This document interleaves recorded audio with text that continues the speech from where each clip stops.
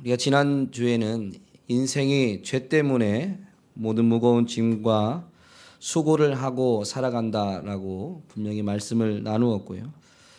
죄의 대가는 죽음인데 하나님이 원래 의도했던, 창조할 때부터 의도했던 것은 아니었음을 분명히 살펴보았습니다. 그러나 죄 아래에 있는 우리를 위해서 하나님이 원래 의도하셨던 그 삶으로 회복시키시기 위해서 예수 그리스도를 이 땅 가운데 보내주셨습니다. 그다음에 여러분, 예수님이 누구신지 오늘 말씀을 통해서 살펴보고자 합니다.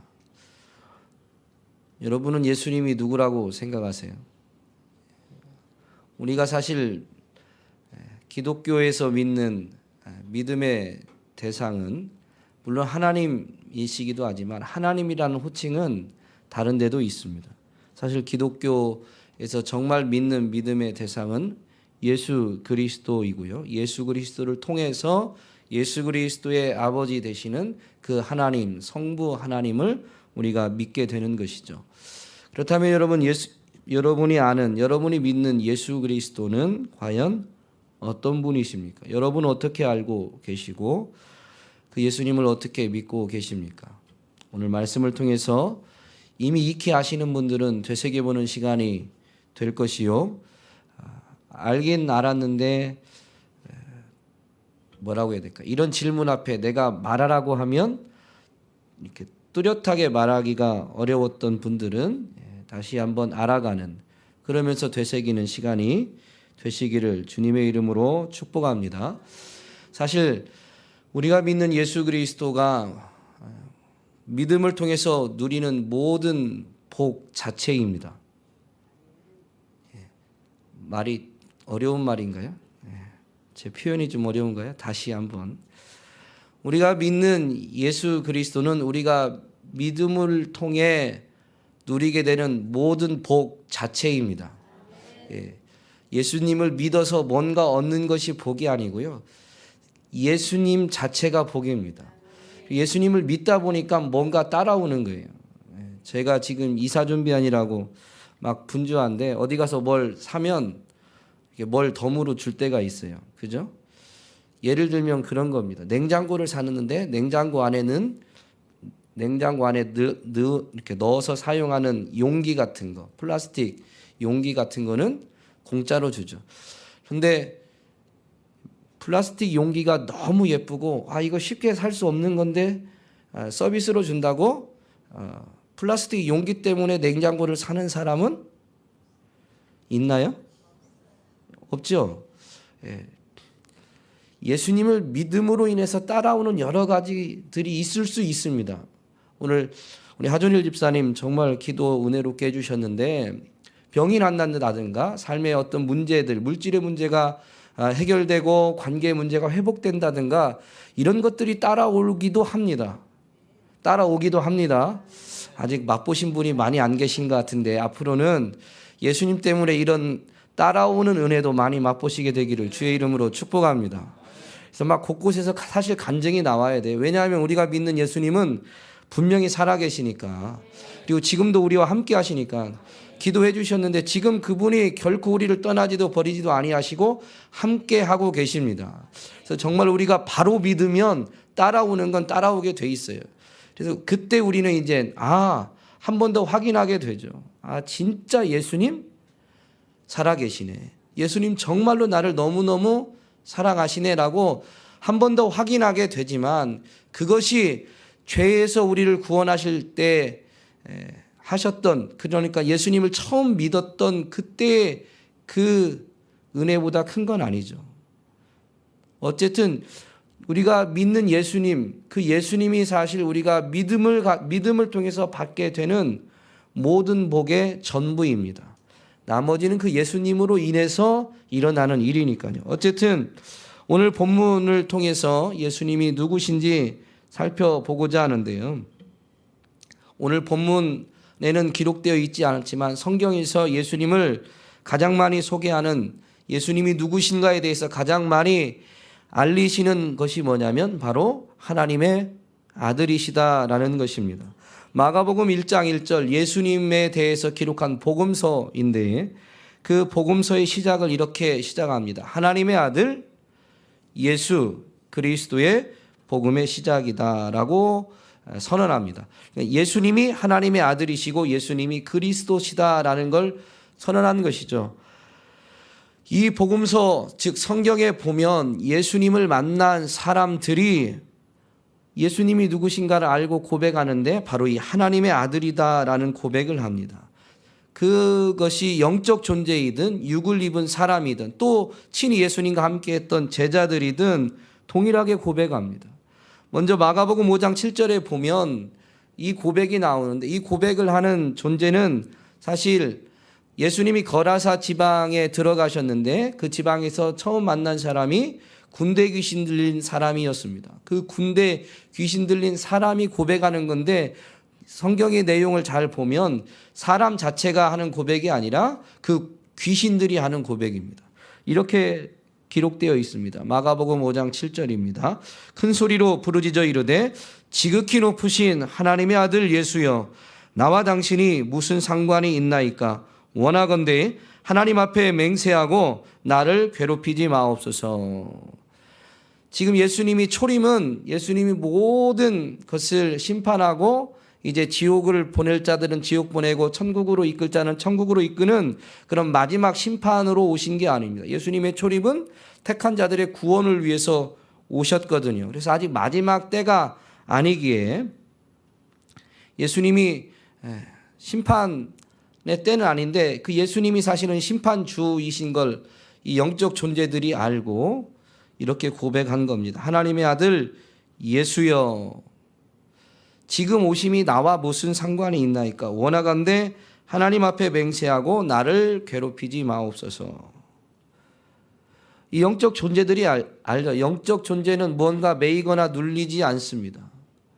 그런데 그들이 괴롭힘 당할 일이 하나 있는데 바로 주님이 마지막 심판 때에 주님을 주로 인정하지 않았던 모든 대적들 마귀와 사탄 그리고 마귀와 사탄은 같은 존재인지 어쨌든 마귀와 그를 따르는 모든 추종자들을 지옥에 멸하실 거거든요. 그게 그들의 괴로움입니다. 근데 아직 때가 아니니까 하나님의 앞에서 맹세해서 지금 나를 괴롭히지 말아달라라고 간청하지만 핵심은 이 영적 존재가 단번에 알아봅니다. 귀신이 단번에 알아봐요. 뭐라고요? 지극히 높으신 하나님의 아들 예수님. 예수님이 하나님의 아들이십니다. 예수님이 오병이어의 기적을 일으키시고 그 5천 명의 사람들 사실 5천 명 이상이라는 건 우리가 많이 말씀을 강해하는 설교들을 들어서 알고 계실 줄로 믿습니다.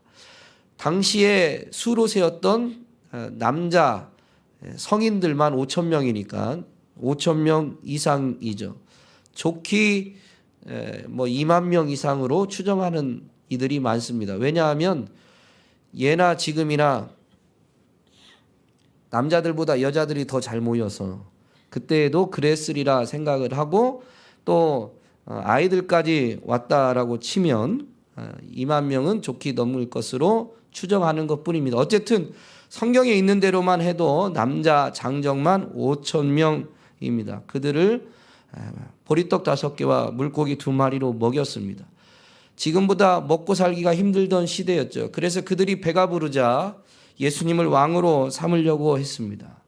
근데 예수님이 제자들을 먼저 보내시고 그 무리로부터 물러나셔서 혼자 기도하시다가 한밤중에 이제 제자들과 합류하시는데 제자들이 호수 중간쯤 건너고 있을 때 예수님이 오셨습니다. 근데 제자들은 배를 타고 건너는데 예수님은 어떻게 오셨죠? 무리를 걸어 오셨습니다. 한밤중에 무리를 걸어 오니까 사람은 무리를 걸을 수 있어요, 없어요? 없습니다. 그래서 제자들이 두려워했습니다. 사실 성경엔 제자들이 두려워했다고 되어 있지만 아마 배에 탄 사람들이 다 두려웠을 겁니다. 그런데 예수님이 안심하다 나다라고 친히 말씀하셨고 베드로가 예수님이 무리를 걸어오신 걸 알자 어떻게 했죠? 만약에 주님이면 진짜 주님이면 진짜 예수님이면 말씀하셔서 나도 좀 무리를 걷게 해주세요라고 요청합니다. 근데 예수님이 그 베드로의 요청을 얼토당토하는 요청으로 생각하신 게 아니고 말씀하셔서 무리를 걸어오라라고 하셨고, 베드로가 어떻게 해요? 정말로 말씀대로 어떻게 돼요? 무리를 걸었습니다. 지난주에 말씀을 나눴는데요. 하나님이 원하시는 삶이 바로 이거라고 그랬죠. 하나님의 말씀하신 그 말씀 그대로 우리의 삶이 되어지는 것, 그대로 되는 것, 말씀대로 되는 것. 그것을 보시고 하나님은 어떻게 하셨다? 좋아하셨다. 그것을 보시기에 좋았더라. 하나님이 좋아하시는, 하나님이 기뻐하시는, 하나님이 영광 받으시는 삶은 하나님의 말씀이 우리의 삶에 그대로 이루어지는 것입니다. 그래서 베드로가 요청한 게 사실은 얼토당토 않은 게 될 수 있어요. 우리가 기도하는 게 얼토당토 않을 수도 있어요. 그런 기도하시는 분이 여기도 계실 줄로 믿습니다. 이상하게 하면 제가 긴장이 돼요.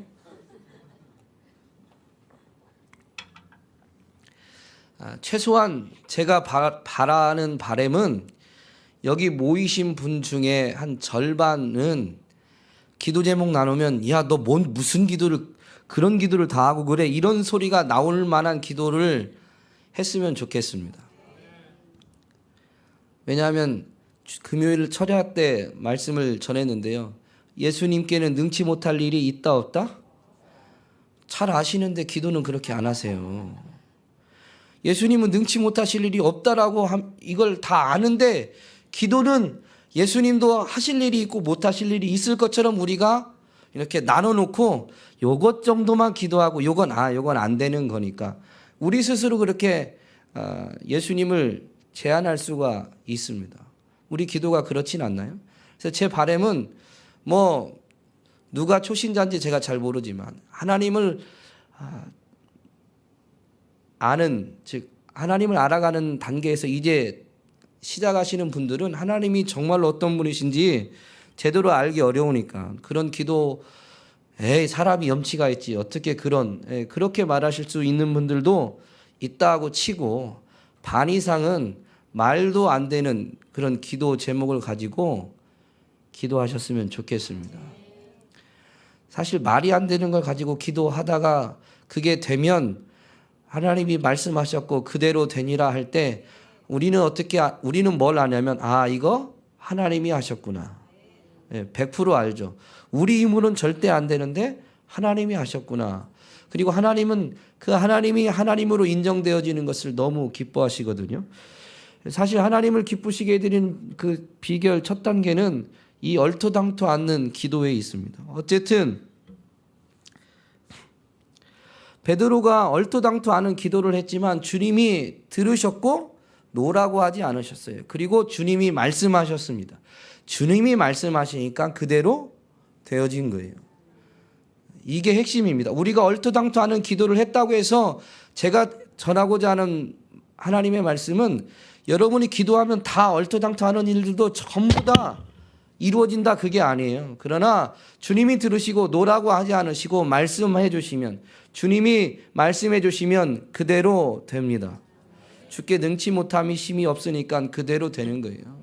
어쨌든 베드로가 무리를 걷는데 이제 중간에 풍랑을 보고 빠집니다. 예수님이 왜 의심하였느냐라고 베드로를 책망했나요?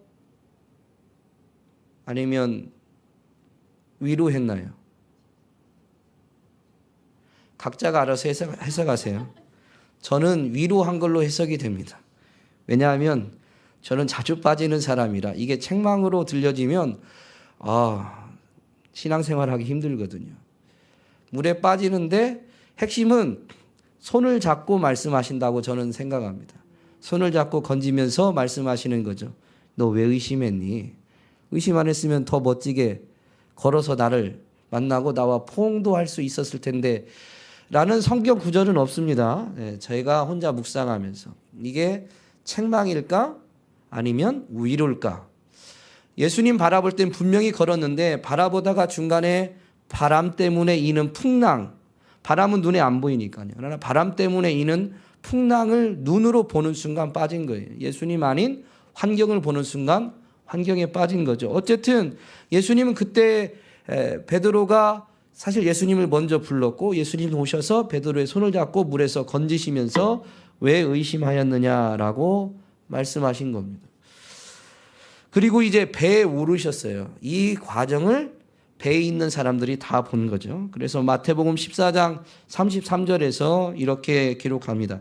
배에 있는 사람들이, 제가 지금 설명드린 것을 배에 있는 사람들이 다 봤고 예수께 이제 절하며, 무리를 걷는 존재니까 여러분이 처음 이 에피소드를 소개할 때 대답해 주신 것처럼 사람은 무리를 걸을 수 없는데 무리를 걸었고 자기만 걸은 게 아니라 베드로 그의 제자까지 무리를 걷게 해주셨고 베드로는 중간에 빠지기도 했지만 물에 빠지는 사람을 물 위에서 건져내셔서 같이 무리를 걸어서 이제 배에까지 올라오셨단 말이죠. 그러니까 배에 있던 사람들이 예수께 엎드렸습니다. 절하며 이르되 진실로 하나님의 아들이십니다 라고 고백합니다.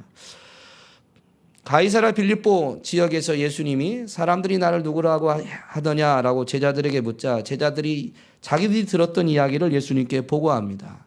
그러자 예수님이 이제 다시 묻죠. 너희는 나를 누구라고 하느냐. 그때 시몬 베드로가 예수님께 제일 앞장서서 외칩니다. 주는 그리스도시요 살아계신 하나님의 아들이십니다. 여러분 왜 베드로가 대답을 했을까요? 성격이 급해서? 그럴 수 있습니다. 그런데 예수님 제자 중에 무리를 걸어본 사람은 몇 명일까요? 베드로 한 명이죠. 예. 얼토당토 않은 요청을 했고 중간에 물에 빠지기도 했습니다.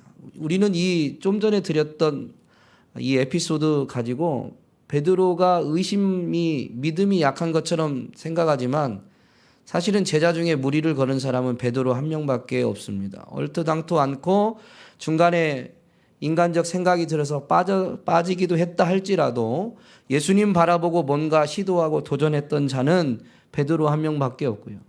그리고 예수님의 그 건지시는 손 붙들려서 다시 무리를 거는 사람도 베드로 한 명밖에 없습니다. 그러니까 직접 체험한 거예요. 제가 드리고 싶은 말씀. 물론 베드로가 기질적으로 성격이 급하고 나서기를 좋아하는 부분이 분명히 있습니다. 성경을 보면 베드로는 그런 기질의 사람이기도 하지만 예수님의 물음 앞에 가장 자신 있게 답변할 수 있었던 이유, 가장 앞장서서 답변할 수 있었던 이유는 자기는 체험했거든요. 남이 하는 걸 보고 남이 말한 걸 들은 수준이 아니에요. 자기는 예수님께 무언가를 요청해 보고 그 예수님이 응답하심을 통해서 자기는 직접 물 위를 걸어본 사람인 거죠. 그러니까 사실 자기는 예수님이 그렇게 말씀해 주시지 않으면 베드로는 스스로 물 위를 걸을 수 있을까요? 없을까요? 베드로 자기는 스스로 물 위를 걸을 수 있는 존재가 아닙니다. 갈릴리 호수에서 물고기 잡을 때도 아무리 그 호수에서 잔뼈가 굵고 물고기를 잘 잡는 전문가라 할지라도 어떤 때는 밤이 새도록 그물을 내려도 한 마리도 못 잡을 때가 있었습니다. 그게 몇 번 있었나는 모르지만 분명히 있었습니다. 예수님을 만났던 장면을 성경에서 소개하는데 그날 밤도 베드로는 밤이 새도록 물고기 한 마리 못 잡았었습니다. 그런데 예수님은 어떻게 하시죠? 목수신데 그날 거기 오셨을 때 베드로에게 말씀하시고 그 베드로에게 한 말씀대로 베드로가 행했을 뿐인데 자기의 상식에 맞지 않아도 깊은 데로 가서 그물을 내렸는데 배가 가득 차도록 물고기를 잡습니다. 자기의 상식이 깨진 거죠. 자기의 경험이 다 무너졌습니다. 이런 체험 때문에 베드로는 예수님이 너희는 나를 누구라고 생각하니? 라고 할 때 자신 있게 답변할 수 있는 거예요. 성경에 있는 이야기가 아니라 예수님이 누구이신지 체험하여 아는 저와 여러분이 되었으면 좋겠습니다. 예수님이 하나님의 아들이시다라는 이 고백. 예수님을 육신적으로 만나지 않았다 할지라도 우리가 아는 사울, 우리는 사도 바울로 아는 그 사울이 갑자기 지역 이름이 생각이 안 나네요. 예수 믿는 사람들 잡아 죽이려고 어디로 갔었죠?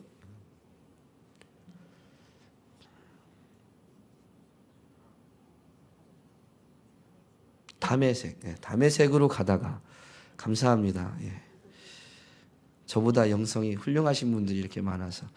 다메섹으로 가는 도중에 환상 중에 예수님을 만납니다. 빛에 사로잡히고, 그런데 환상 중에라도 예수님을 만났은 이 사울이, 즉 사도 바울이 뭐라고 고백합니까? 사도행전 9장 20절, 즉시로 각 회당에서 예수가 하나님의 아들이심을 전파하니라고 기록되어 있습니다.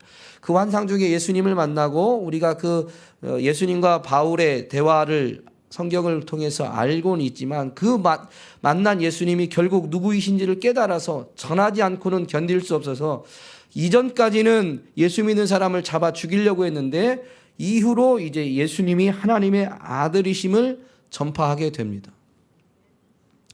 예수님을 진짜 만나면 예수님이 누구신지를 아는데 이렇게 영적 존재도, 그리고 예수님을 따르는 제자들도, 아니면 예수님이 행하시는 일들을 바라본 자들도, 또 심지어 예수님을 대적하여 예수 믿는 사람들을 죽이려고 했던 사람일지라도 예수님을 바로 만나면 예수님이 하나님의 아들이심을 알게 되더라라는 것입니다. 그런데 예수님은 사실 스스로 자기 자신을 뭐라고 소개하냐면 인자로 소개합니다. 인자, 즉 사람의 아들로 소개하셨죠. 오늘 본문에도 7절에 보면 하나님의 본체 하나님과 동등하신 분이 오히려 자기를 비워 종의 형체를 가지사 사람들과 같이 되셨고 사람의 모양으로 나타나셨다라고 분명히 가르쳐 주십니다. 사람이십니다. 스스로도 인자, 사람의 아들이라고 말씀하셨고, 예수님이 하나님의 아들이심을 깨달은 바울이 지금 예수님을 소개하면서도 사람의 모양으로, 사람으로 이 땅에 오셨다라고 분명히 가르쳐 줍니다. 예수님의 제자였던 사도 요한도 요한복음에서 그 예수님이 누구신지를 가르쳐 주시는데 1절부터 3절까지는 예수님이 원래 태초에 있었던 말씀으로 하나님과 동등하신 하나님이심을 고백합니다.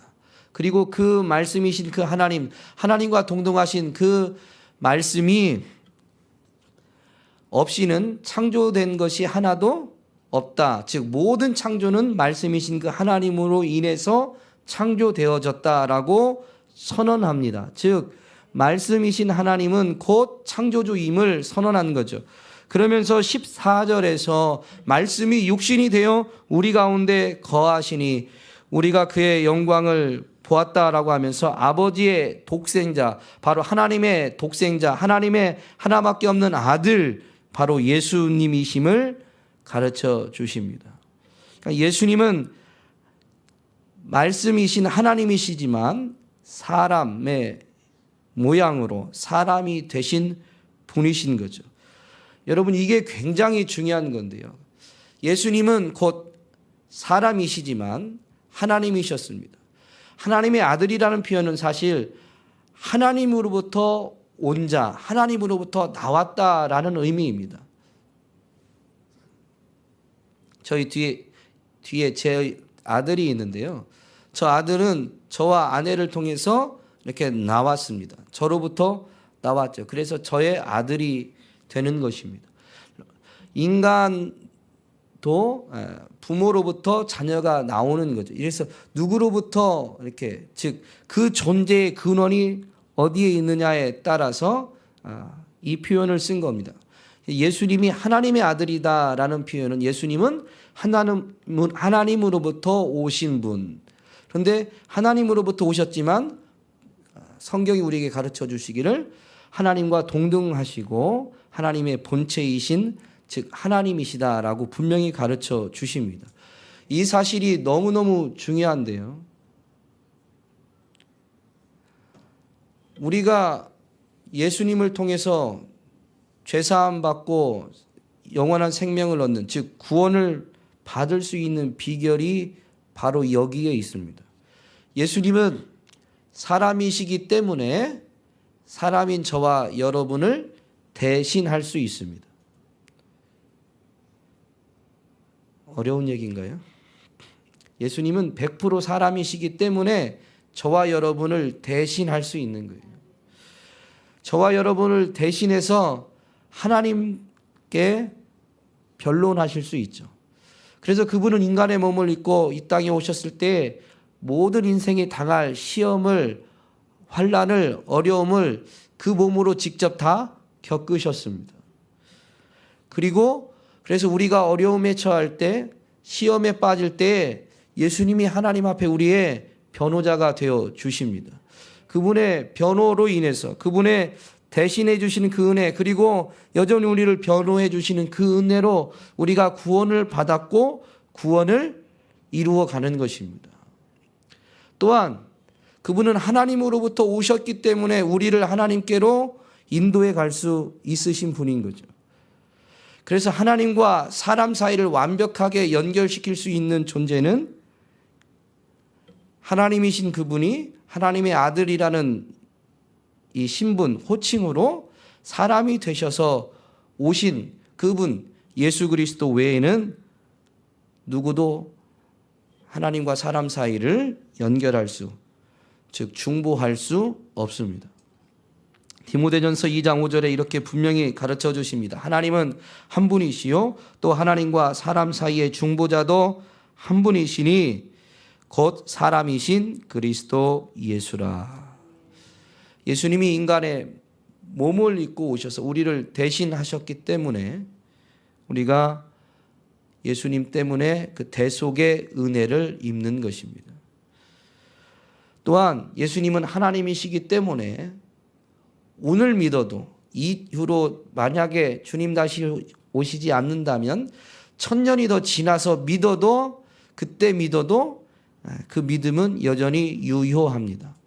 무슨 얘기냐면 예수님이 우리의 죄 때문에 죄 값인, 죄 삭신 죽음을 대신 지불하셨거든요.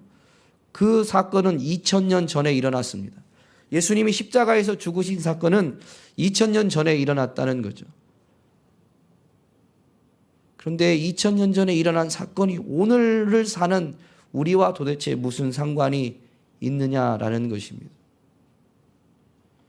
그냥 단순한 사람이었으면요, 결코 시간과 공간의 제약을 받는 사람이었으면 그때 그분이 행하신 일은 오늘날까지 지속될 수가 없고 유효하지 않습니다. 그분은 하나님이시기 때문에 2000년 전에 이루셨지만 그 일은 그 이전에도 유효하고 그 이후로도 유효한 것입니다. 그 이전에도 유효하고 그 이후로도 유효한 것입니다. 그래서 하나님의 속성 중에 지난주에 살펴보았지만 하나님은 영원하신 분입니다. 그래서 그분이 행하신 일의 효과, 효능도 영원한 것입니다. 여러분 이것을 아셔야 돼요. 그래서 예수님이 하나님이시라는 사실이 너무너무 중요합니다. 그분은 단 한 사람이 되셨지만 단 한 분이시라 할지라도요, 그래서 온 인류를 다 대신할 수 있는 거예요. 그분이 하나님이시기 때문에 그렇습니다. 뉴스에 보면 한미 정상회담 뭐 이런 아니면 한중 정상회담 이런 기사들을 보게 됩니다. 한국과 미국 또는 한국과 중국의 정상회담이다라고 합니다. 한국과 미국이 회담을 갔는데 정상들이 대표로 하는 거죠. 그냥 정상회담이라고 하고 한미 정상회담. 그러니까 두 나라가 회담을 갔는데 대표들이 회담을 가질 뿐인데 두 나라가 회담을 갖는 것처럼 말하는 겁니다. 대표성의 원리죠. 한 나라의 대표는 아무나 하나요? 사랑은 아무나 한다고 하지만 이래도 안 웃으면 이게 참 등에 식은땀 납니다. 어쨌든 여러분 한 나라의 대표는 아무나 하나요? 한미 정상회담 있다고 막 애국심에 불타고 미국을 막 10년 동안 연구하고 여러분이 갑자기 나가가지고 제가 한미 정상회담 하겠습니다 한다고 그게 되나 이거죠. 그렇지 않습니다. 대통령이나 또는 대통령이 권한을 위임한 경우에만 가능합니다. 대통령은 국민들이 뽑지만 어쨌든 한 나라의 최고 지도자이기 때문에 나라 전체를 대표할 수 있는 거죠. 이 대표성의 원리 때문에 사실 예수님이 하나님이시거든요. 그래서 그분 한 분의 죽음으로 모든 피조물의 죄는 사함받을 수 있는 겁니다. 영원한 효능은 그분이 하나님이시기에 영원한 효능이 가능한 거고, 모든 인류를 대신할 수 있는 건 모든 인류를 만드신 창조주 하나님이시기에 그분이 대표가 되시기에 충분한 겁니다.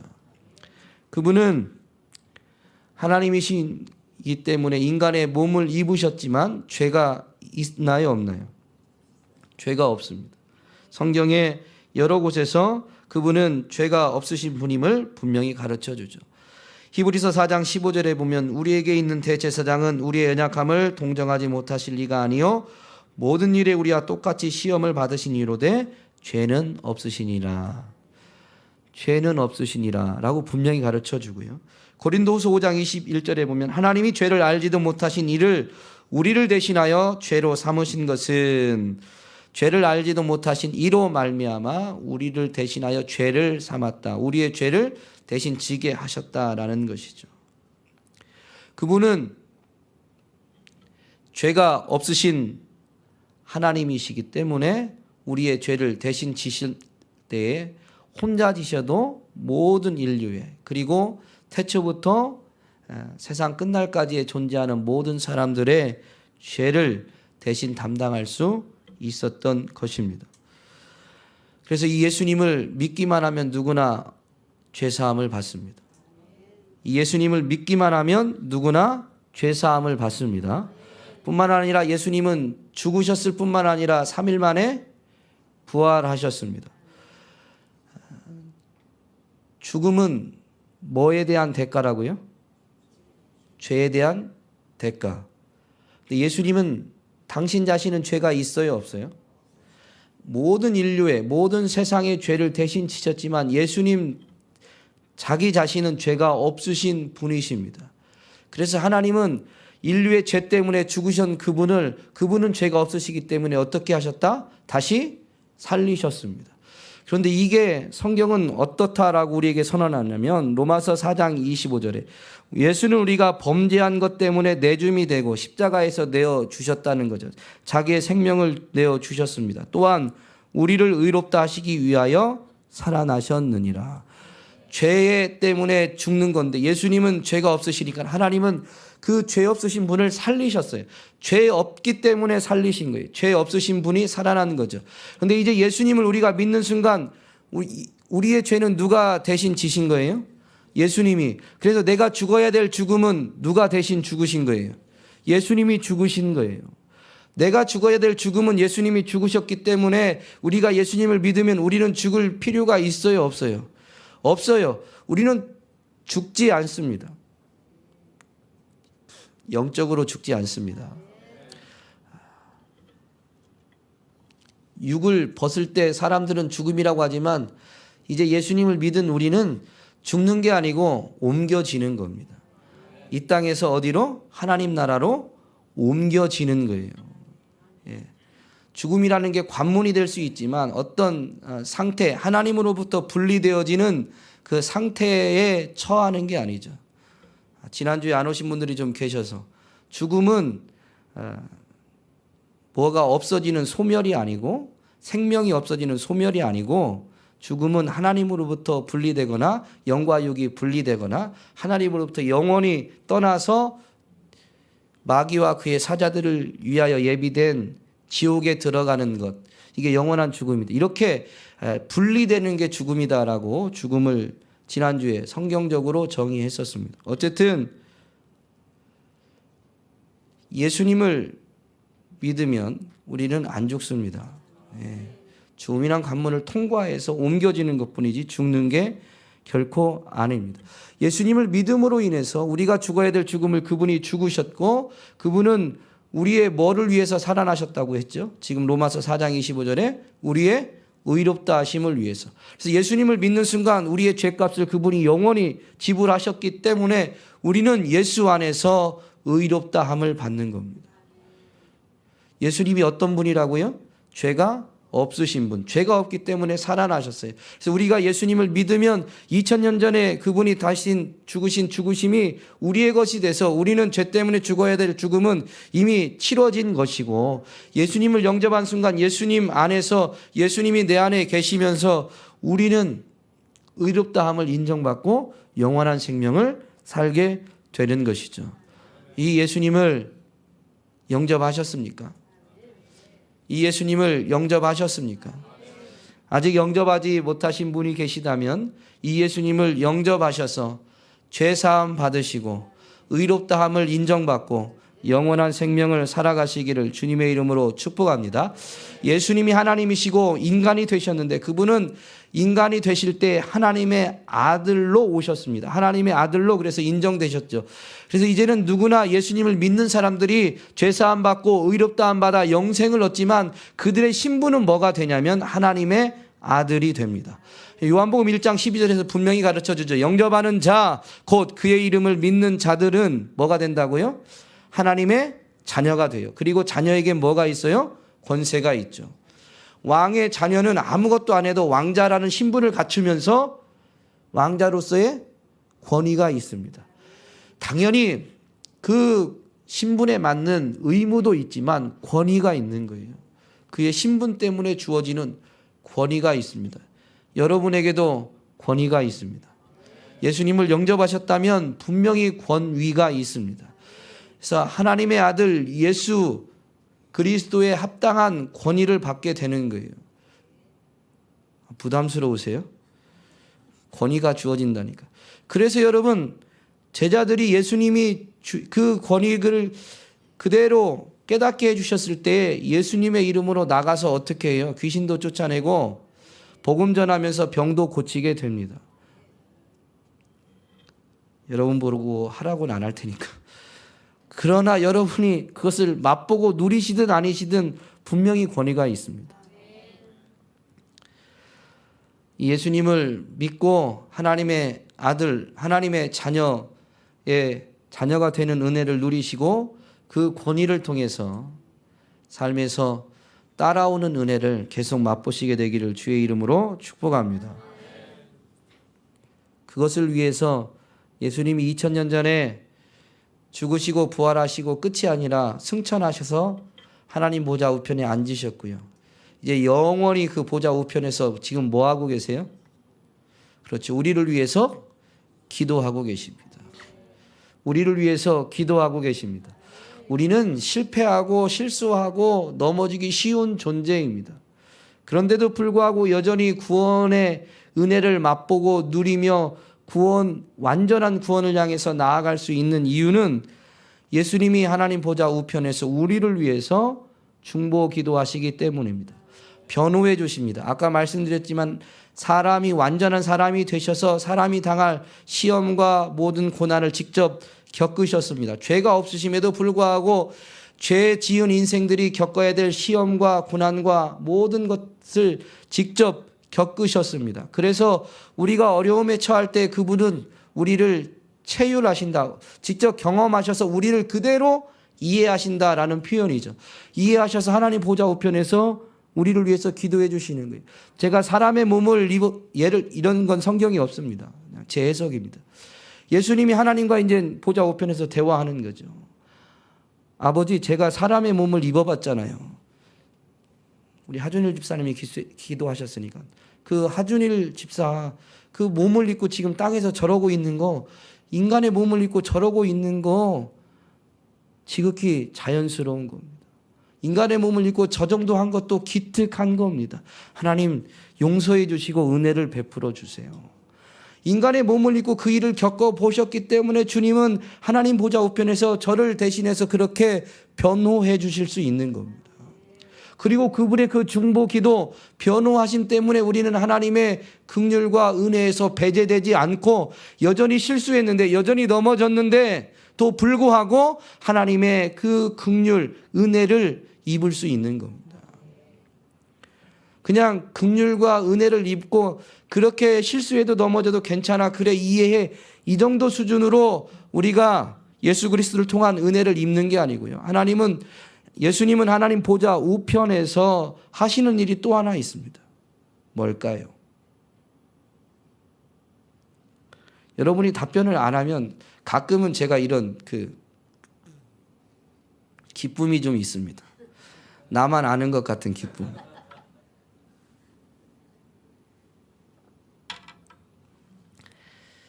그러나 복음의 비밀은 나눠야 되니까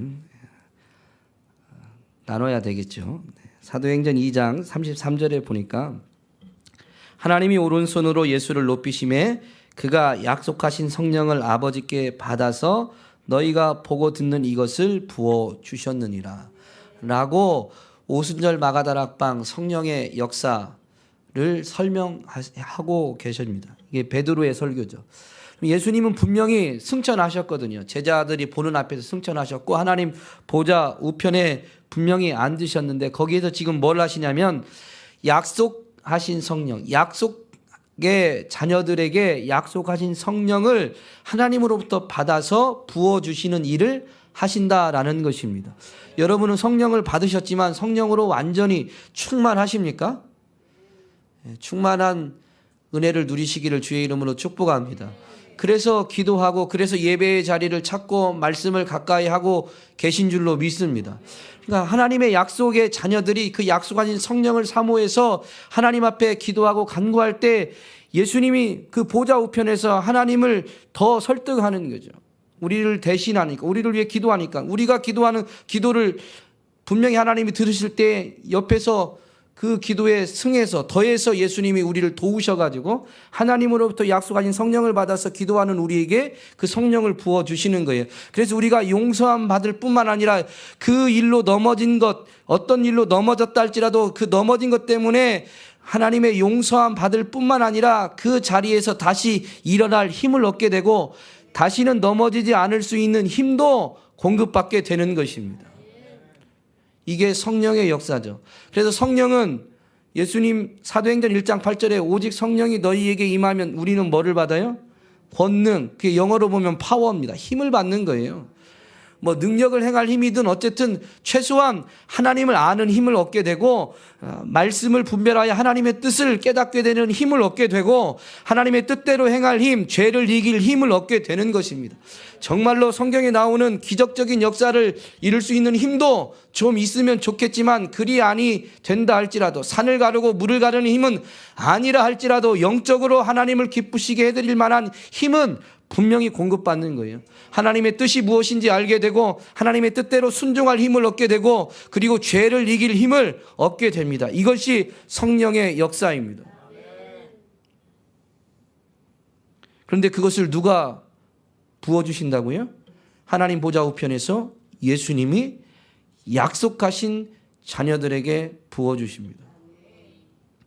지금도 보좌 우편에서 주님이 이 일을 하고 계십니다. 그래서 예수님께 오면 모든 수고하고 무거운 짐을 벗고 쉽고 가볍게 인생을 살아갈 수 있는 것입니다. 이 예수 그리스도를 통한 은혜를 이후로도 충만히 누리시기를 주의 이름으로 축복합니다. 이를 위해서 아직 영접하지 못하신 분들은 예수님을 구주로 영접하셨으면 좋겠습니다. 그래서 이미 영접하신 분도 여전히 우리는 예수님이 필요합니다라는 그런 마음으로 먼저 저를 따라서 기도해 주시면 좋겠습니다. 살아계신 사랑의 하나님, 죄와 인생의 무거운 짐을 지고 살았던 저는 예수님이 필요합니다. 예수님께서 저의 죄를 대신 지고 십자가에서 죽으셨고 3일 만에 부활하셨음을 믿습니다. 예수님이 저의 죄를 해결해 주신 구원자임을 믿습니다. 이제 예수님을 제 삶의 주인으로 모셔드립니다. 저의 믿음 약한 것을 도와주세요. 예수님의 은혜로 영생을 얻은 자답게 살아갈 수 있도록 약속하신 성령을 부어주세요. 오늘부터 믿음으로 살 수 있도록 도와주심을 감사합니다. 예수님의 이름으로 기도합니다. 아멘. 옆 사람과 함께 이제 기도 따라 하셨으니까 인사해 볼까요? 예수님은 나의 주, 나의 구원자입니다.